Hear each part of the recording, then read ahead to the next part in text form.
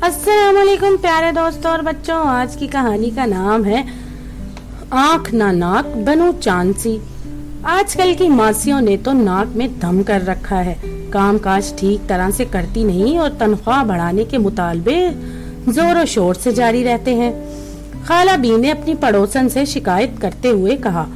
खाला बी काफी उम्र की खातून थी, इनकी अपनी कोई औलाद तो थी नहीं, मोहल्ले भर के बच्चों से खूब प्यार करती। यही वजह थी कि बच्चे भी खाला बी के घर हर वक्त मौजूद रहते। बच्चों के मौजूद रहने से घर में काम काफी बढ़ गया, खास तौर पे सफाई सुथराई का काम। खाला बी, मैं एक काम करने वाली मासी को आपके यहाँ भिजवाऊंगी, आप इसे रख लें, वो तनख्वाह बढ़ाने का मुतालबा नहीं करेगी। पड़ोसन ने खाला बी से मुस्कुराते हुए कहा और अगले ही दिन खाला बी के यहाँ एक नई काम वाली मासी आ गई। जब मासी बी के घर आई तो खाला बी तो इसे देखती ही रह गई।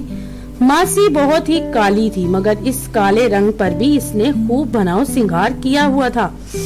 खाला बी ने इसे काम के लिए रख तो लिया, मगर अगले ही दिन पड़ोसन के यहाँ दोबारा पहुँच गई और कहने लगी, अरे बहन, मैंने तुमसे काम करने के लिए मासी भिजवाने का कहा था, तुमने दुल्हन भिजवा दी। क्यों, क्या हुआ खाला बी?